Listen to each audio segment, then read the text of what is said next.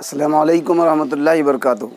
Rabbi इश्रह ली सदरी व यस्सिर ली अमरी वहलुल उक़दतम मिन लिसानी यफ़क़हू क़ौली। अज़ीज़ दोस्तों, मैं मोहम्मद उमर शेख उर्फ़ ज़ाकिर बीजापुर से।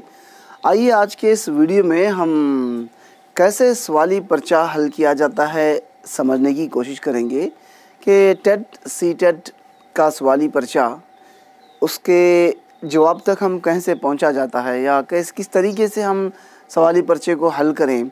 क्योंकि हम कभी कभी क्या होता है उजलत में ऐसे ही रैंडमली ऐसे बहुत सी चीज़ें छोड़कर आ जाते हैं या वक्त काफ़ी नहीं होता।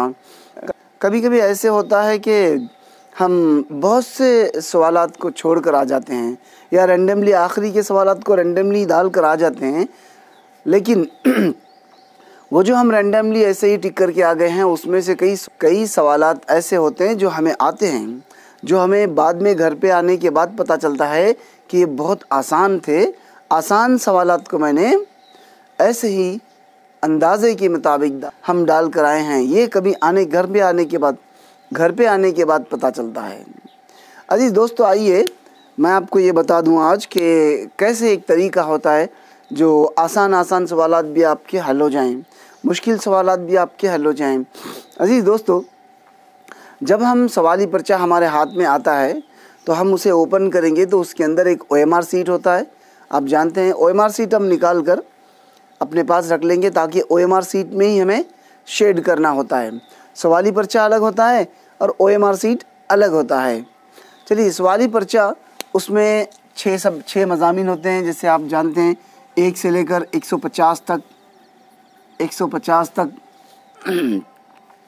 सवालात होते हैं और हर मज़मून में 30 सवालात होते हैं। जैसे आपकी फ़र्स्ट लैंग्वेज, सेकंड लैंग्वेज और साइकोलॉजी, फिर आपके कोर सब्जेक्ट के 60 मार्क्स होते हैं। इनमें आप जो लैंग्वेज सेलेक्ट किए हैं, फ़र्स्ट लैंग्वेज जो आपने सेलेक्ट किया है उसको आप हल करेंगे। कभी कभी ऐसा होता है कि कुछ लोग फ़र्स्ट लैंग्वेज, जैसे उर्दू लीजिए, फ़र्स्ट लैंग्वेज को उर्दू सेलेक्ट किए होते हैं लेकिन सेकंड लैंग्वेज वहाँ पे टिक करते हैं, सेकंड लैंग्वेज हल करना शुरू कर देते हैं और गलत हो जाता है, ऑप्शन गलत रहते हैं, उसका जवाब गलत हो जाता है पूरा। तो इसके लिए आप ये ध्यान में रखें, ये ख्याल में रखें, ये बात जहन में रखें कि जो लैंग्वेज आपने फ़र्स्ट लैंग्वेज चूज़ की है जैसे उर्दू फ़र्स्ट लैंग्वेज चूज़ की है तो उर्दू का फ़र्स्ट लैंग्वेज आप बुकलेट आप ओपन करेंगे तो फ़र्स्ट लैंग्वेज उर्दू लिसानी अव्वल बोल के लिखा हुआ होता है, आप उसे हल करेंगे। और फिर सेकंड लैंग्वेज आपने इंग्लिश रखी है तो वो वहाँ पे इंग्लिश सेकंड लैंग्वेज आपको सेकंड लैंग्वेज बोल के लिखा हुआ रहेगा ऊपर, तो वो आप हल करेंगे। वो 30 मार्क्स के क्वेश्चंस आप हल करेंगे। चलिए दोस्तों, आइए आपके क्वेश्चंस जो है ऐसे होते हैं।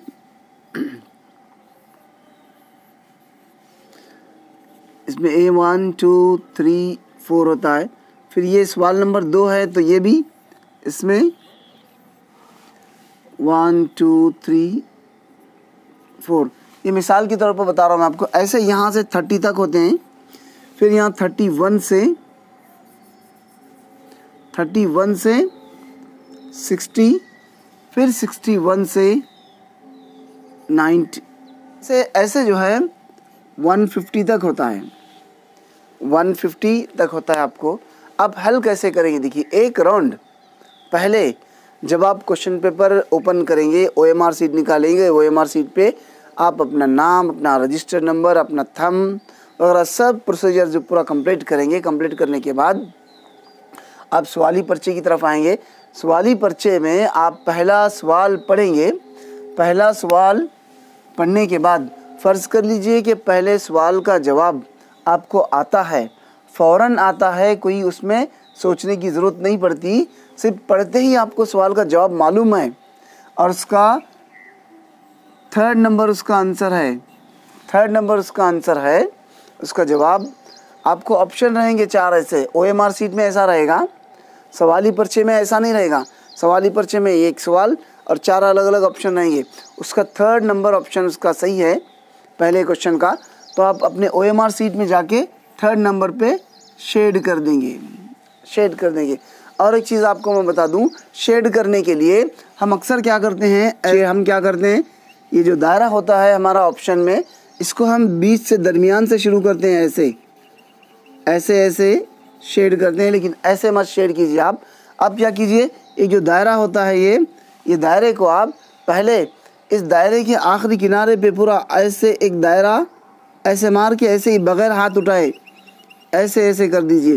क्योंकि जो आपका OMR शीट होता है वो एक हल्का सा पेपर होता है, वो पेपर पे अगर आप अपनी कलम से ऐसे यूं कर देंगे एक बार दायरा हल्का, तो गड़ा बन जाता है, दायरा बन जाता है, और आपका कलम बाहर नहीं जाता, दायरे के बाहर नहीं जाता है।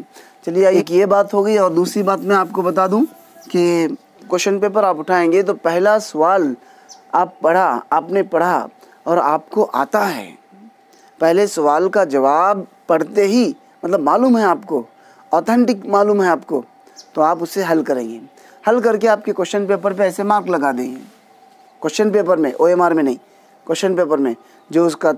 लेकिन कैसे क्वेश्चन पर मार्क, यहाँ पे क्वेश्चन पेपर में मार्क भी लगाएंगे और OMR शीट में साथ ही साथ शेड कर देंगे, OMR शीट में साथ ही साथ शेड करेंगे, रोकेंगे नहीं उसे। हाँ, उसके बाद दूसरा क्वेश्चन आपने पढ़ा, दूसरा क्वेश्चन आपको आता है तो वो आप वहाँ पे जाकर OMR शीट में आप शेड कर देंगे, और तो फिर दूसरा क्वेश्चन आता है आपको, वो भी हल किया आप। तीसरा नंबर क्वेश्चन देखिए, आपने तीसरा नहीं आता आपको, आपने छोड़ दिया, आप उसे सोचने की ज़रूरत नहीं, आप उस पर सोचते हुए नहीं बैठेंगे, आप फ़ौरन छोड़ देंगे उसे, चौथा चलेंगे। चौथा नहीं आता, पाँचवा नहीं आता, छठा, छठे क्वेश्चन पे आपको आता है, फ़ौरन उसे हल कर देंगे। छठा, सातवां, आठवां, नौवां, 10वां, ऐसा करते करते आप यहाँ तक 150 तक आएंगे। एक राउंड आप ऐसे करेंगे। मेरे बताने का मतलब ये है कि एक राउंड आप ऐसे हल करेंगे कि भाई जो क्वेश्चन आपको आता है, जिसका जवाब आपको मालूम है, वो ही हल करेंगे। किसी क्वेश्चन पे आप बहुत ही सोचते हुए संजीदगी से उसे हल करते हुए नहीं बैठेंगे। पहले एक राउंड आप 150 तक ऐसे ही करें, जो आते आते जो आसान आपको मालूम है, जो क्वेश्चंस आपको मालूम है, जिसका जवाब आपको मालूम है, वो हल करेंगे। इससे दो फायदे होते हैं। क्या फ़ायदा होता है, देखिए, एक तो ये कि अगर आप हल करते हुए बैठ गए, क्वेश्चंस को पहले ही जो नहीं आता वो हल करते बैठ गए, वक्त हो जाता है और अभी बाकी रहते हैं, अभी क्वेश्चंस बाकी रहते हैं। फ़र्ज़ कर लीजिए आप हल करते हुए बैठे पहले और 130 तक आ गए आप, या 120 तक आ गए। 120 तक आने के बाद बेल हो गई, वार्निंग बेल हो गई। आप बड़े परेशान हो जाते हैं। आप, अरे वार्निंग बेल हो गई, अब पेपर ले लिया जाएगा, अब उसे OMR को निकालना है, फाड़ना है, निकाल के देना है, ये आपको टेंशन होगी। और ऐसी सूरत में आप क्या करेंगे, बकिया जो 30 क्वेश्चंस हैं, 120 तक आपने सोच कर अटेम्प्ट किया है, और जो नहीं आता ऐसे ही डाल दिया है, 120 तक आप आए हैं, तो बाद में बकिया जो है रैंडमली डाल कर आएंगे। और घर में आने के बाद मालूम होगा, अरे 30 क्वेश्चन मैं आखिर में रैंडमली ऐसे शेड करके आया हूँ, वो क्या है, बहुत आसान थे, उसके जवाबात मुझे मालूम थे।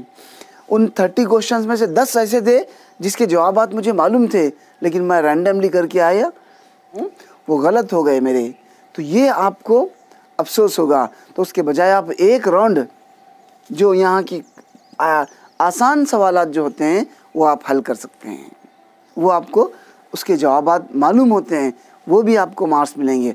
एक फ़ायदा ये हुआ। दूसरा फ़ायदा ये होता है, कभी कभार क्या होता है, जो पहले हमने सवालात पढ़े, वो सवालात के कभी क्या होता है, एक सवाल ऐसा है उसका जवाब यहाँ आगे के सवालात में होता है, आगे की किसी एक सवाल में उसका जवाब भी होता है। कभी कभी ऐसे होता है कि जैसे मिसाल के तौर पर देखिए, ऐसे हो सकता है कि मीर अमन का रिश्ता कहाँ से है।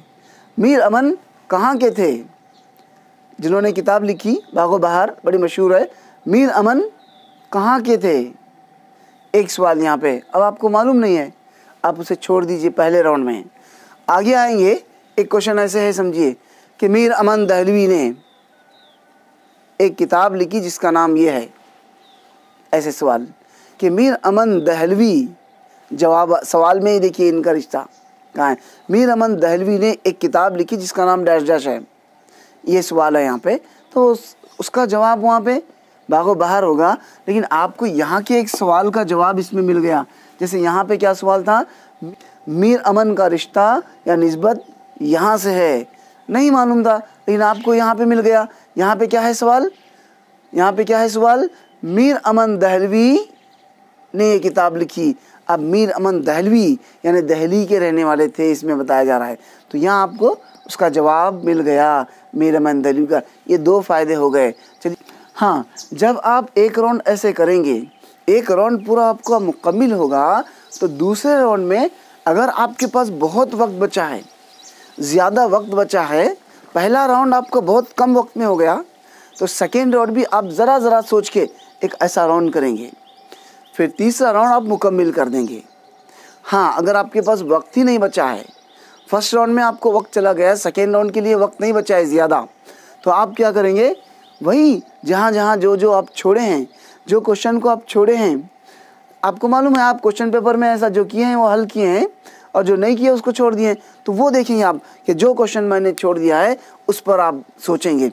चलिए ये सवाल, हाँ, ये उस पर सोचेंगे ज़रा, हाँ ये ऐसा होता है, इसको हल करके आप ऐसे राउंड, ऐसे आप जो है इसे हल करते हुए फिर दूसरा राउंड मुकम्मिल करेंगे, दूसरा राउंड मुकम्मिल करेंगे। और जब वक्त बच जाता है आपके पास, तो आप वो देखेंगे कि मैंने जो किया है, यानी हम करेक्ट किए हैं या नहीं, वो देख लेंगे। एक राउंड आप सरसरी नज़र देख लेंगे आप कि किसी को छोड़ तो नहीं दिया मैं कोई क्वेश्चन, ये देख लेंगे। मतलब और एक तरीका बताता हूँ आपको मैं जवाब तक पहुँचने का, सवाल के जवाब तक पहुँचने का और एक तरीका हम समझेंगे यहाँ पे। चलिए आइए 2 सवालात की मदद से हम समझने की कोशिश करेंगे कि कैसे और एक तरीका कैसा है जो जवाब तक पहुंचा जा सकता है। दोस्तों, जवाब तक पहुंचने के लिए हम पहले तो ये देखते हैं कि अगर कोई सवाल जब हम पढ़ते हैं तो उसमें ये देखते हैं कि ये जवाब इसका ऑथेंटिक हमें आता है या नहीं। जवाब जब आता है, हम जानते हैं उसे, तो उसे हल कर देते हैं। और एक तरीका ये होता है कि उसके बकिया ऑप्शंस को देखा जाए। जैसे मिसाल के तौर पर इस अमल में, ये देखिए, इस अमल में हाथ, उंगलियों के आसाब, उंगलियों के आसाब, आँखें, कान और दहन का बाहमी रब्त होता है। रब्त यानी ताल्लुक़ होता है। कौन से अमल में होता है? अभी सवाल को समझा जाना चाहिए पहले। जब तक हम सवाल को नहीं समझते उस वक्त तक हम अपने जवाब तक नहीं पहुंच सकते। देखिए, सवाल यूँ है कि मंदरजा झील में ये अमल 4 अमल दिए गए हैं, 4 काम दिए गए हैं। इन 4 कामों में से एक काम ऐसा है या एक अमल ऐसा है जिसमें आँखें, हाथ की उंगलियां और उंगलियों के आसाब और उसके बाद कान, दहन और ये दहन, इसमें बाहमी रब्त होता है। ये चारों देखिए, 4 ऑप्शन में आपको मालूम नहीं है। फ़र्ज़ कर लीजिए आपको इसका जवाब मालूम नहीं है, इसका जवाब क्या है मालूम नहीं है, लेकिन आप सोचेंगे 3 ऑप्शन पे। अब 3 ऑप्शन पे मालूम है आपको, समात यानी सुनना। सुनने में क्या उंगलियां काम करती हैं? नहीं काम होती। अरे एक ऑप्शन चला गया। ये भी एक तरीका है जवाब तक पहुंचने का। फ़र्ज़ कर लीजिए, यह आसान है, अलग बात है। ऐसे ही फ़र्ज़ कर लीजिए कि आपको इसका जवाब मालूम नहीं है। आपने देखा, अरे समात यानी सुनने में उंगलियां तो काम नहीं करती हैं, हमारी आंखें भी काम नहीं करती सुनने में, ये नहीं होता। गोयाई अरे बोलना, बोलना। अब बोलने के लिए हाथ की उंगलियां काम नहीं करती हैं, बोलने के लिए ज़बान काम करती है, लेकिन हाथ की उंगलियां काम नहीं करती हैं। ये भी ऑप्शन चला गया। ख्वांदगी, पढ़ने के लिए उंगलियां काम करती हैं क्या? उंगलियों के आसाब काम करते हैं। हाँ, आंखें काम करते हैं पढ़ने के लिए, देखने के लिए, लेकिन बकिया भी चीज़ें हैं ना इसमें। समात के लिए कान, तो समात के लिए आता है, कान समात के लिए होता है, इसमें ये आ जाता है। लेकिन ये चीज़ें, कान समात के लिए कान आ गया, तो बाकी भी है ना, हाथ की उंगलियां हैं, दूसरा इसमें नहीं होते। ये भी ख्वांदगी में भी नहीं होते, ये उंगलियां काम नहीं करती हैं। तो अब आपको मालूम भी नहीं है, लेकिन 3 ऑप्शन के बारे में आपको मालूम है, तीनों ऑप्शन को आप ऑथेंटिक मालूम है कि ये ऐसा है, तो आपको बचा हुआ जो उसका ऑप्शन रहेगा वही उसका जवाब रहेगा।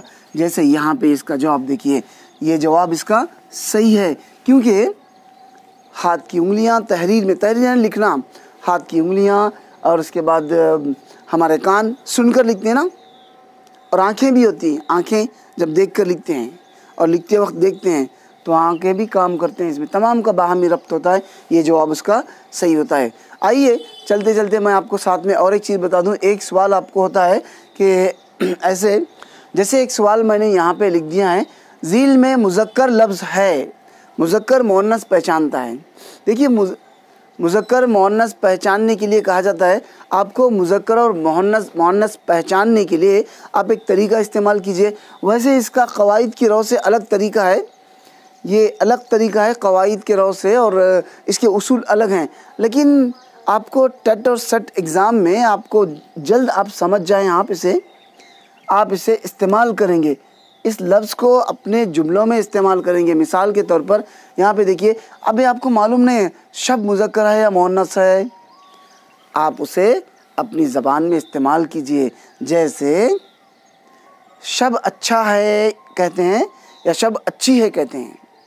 हाँ, आज की शब अच्छी है, अच्छी है तो ये मुअन्नस हो गया, इसका जवाब चला गया।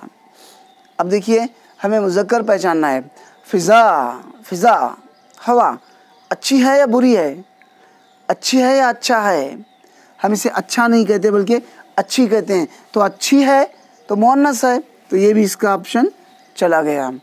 हाँ, बज़्म यानी महफ़िल, अंजुमन, महफ़िल अच्छी है कहते हैं, तो ये भी मुअन्नस है, तो बचा हुआ क्या है, लिबास। अब लिबास को जुमले में इस्तेमाल कीजिए। अब लिबास अच्छी है नहीं कहते, लिबास अच्छा है, अच्छा है तो अच्छा है ये मुज़क्कर है, तो ये इसका हमारा जवाब रहेगा। तो अज़ीज़ दोस्तों, ये एक तरीका होता है सवाल के जवाब तक पहुंचने का। उजलत न कीजिए और जल्दबाजी न कीजिए, आराम से सुकून के साथ भी आपको पढ़ना है वो पढ़ लीजिए, जो ऊपर वाले को याद करना है याद कर लीजिए, अल्लाह को याद कर लीजिए और बिस्मिल्लाह वगैरह बोल लीजिए, बिस्मिल्लाह वगैरह पढ़ लीजिए और पढ़कर अपने क्वेश्चन पेपर को हल करना शुरू कीजिए। अस्सलामु अलैकुम व रहमतुल्लाहि व बरकातुहू।